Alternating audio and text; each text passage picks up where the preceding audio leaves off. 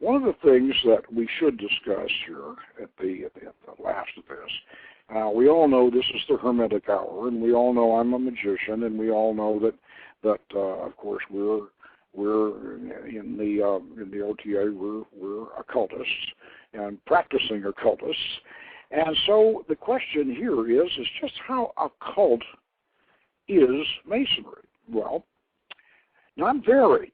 In fact, Masonry, the main influence on the occult that Masonry's had is in structure. Occult organizations like the Golden Dawn and the OTO and the various organizations, even Gardnerian witchcraft, are based on a Masonic model, and they're set up like a Masonic ritual. But that doesn't mean that the Masons themselves are occult. And Albert Pike, in fact, said in several places, we are not teaching magic. We're teaching moral and philosophical lessons. We're not teaching occultism. And this is true. Masonry is not occult. Now, there is, however, some influence of Hermeticism, the Hermetic philosophy, in the third degree. Now, the third degree, the creation of the third degree, has a Hermetic element to it. And the Hermetic element, of course, is the idea of this one supreme name for God, the idea that each individual man is really just as divine as any other man, and he has the Spirit of God inside himself. And that aspect is Hermetic, and so that aspect can be said to influence the third degree of the Master Mason's degree.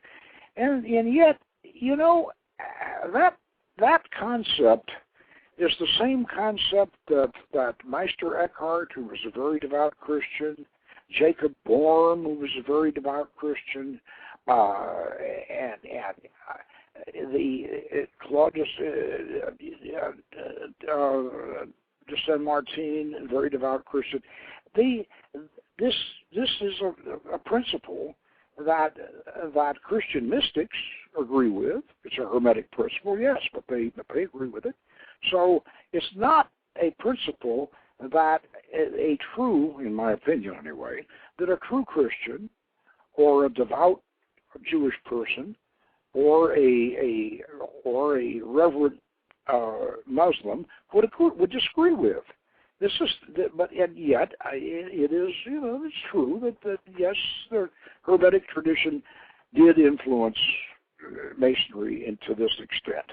Now, but remember that Hermes Trismegistus was almost declared a saint before 1614, and in 1614, a philologist by the name of Casaubon proved, at least to his satisfaction, that the Hermetic treatises were written after the time of Christ, about 200 A.D., rather than before the time of Christ, and so they had to realize that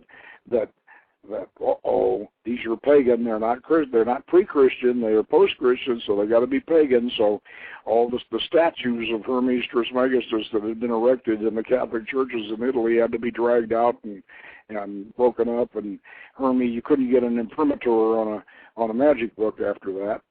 And that was unfortunate, because now present scholarship today realized that actually those Hermetic treatises, even though the particular ones that Casaubon analyzed were actually, they were written around 200 A.D., but the philosophy behind them was back before the time of Christ. So really, Hermes probably shouldn't have been taken out of the churches. And once you realize that, you realize that Hermes Trismegistus is not the enemy of the Christian church. It never was. And in fact, some of the most devout Christian mystics were definitely influenced by Hermes. And the Kabbalah, the Jewish Kabbalah, is very, very compatible with the Hermetic philosophical proposition. And also, Sufi Muslims have no trouble whatsoever relating to the Hermetic principles. So consequently, the idea that Masonry is somehow pagan, well, is it really? I don't know what's pagan, when you think about it. So really, as I said at the beginning of the program, we can't possibly talk the anti-Masons out of their beliefs. Not with this program. That's not going to happen. But by gosh, I hope that those of you who are not in the fundamental anti-Mason camp that have bought into some of this conspiracy stuff, I hope that maybe we made an impression on you, and that you will realize that really Masonry is not some deep dark conspiracy. And with that in mind, do we have any more? Do we have a call? We don't have any. Okay. Anyway, next week,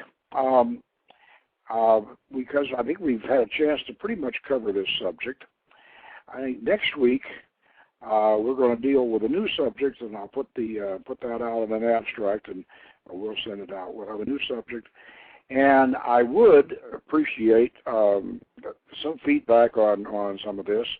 So next week, if you want to call in and talk about this a little bit, you're certainly welcome to do so. We'll have a place where you can do that. Now, the one thing that I would like to end up with here is the idea that make sure you understand that any adult male, any man who doesn't have a felony on his record and can support himself and his family, or support himself, and in other words, he has a job and he can pay his dues, and the dues being very quite reasonable. Any man and who can profess an honest belief in God can be a Freemason. It is not some closed group that you can't get into, and so we want to make sure that you understand that. Now, we've covered in this broadcast, we've covered the history of Freemasonry, how it got started. We've dealt with briefly with the Illuminati, the French Revolution, the Morgan Affair, the Palladian hoax. We touched on the relationship of the philosophies of John Locke and Rousseau, and how they influenced, John Locke influenced British and American Masonry, whereas Rousseau's philosophy was influential on continental Masonry. And we explained what the true secret of Freemasonry really is, and we discussed that in relation to why the anti-Masons hate us so much, and why Masonry is also hated by totalitarian groups everywhere. And we touched on Dan Brown's lost symbol a little bit, and so we've just about covered the waterfront on this, and we will next week be back on station with another show, and we'll get more deeply into the magical tradition, and we'll take calls, feedback on this particular show. So, with that in mind, tune in next week, and we'll be on the same station at Blog Talk Radio, and we'll get together again.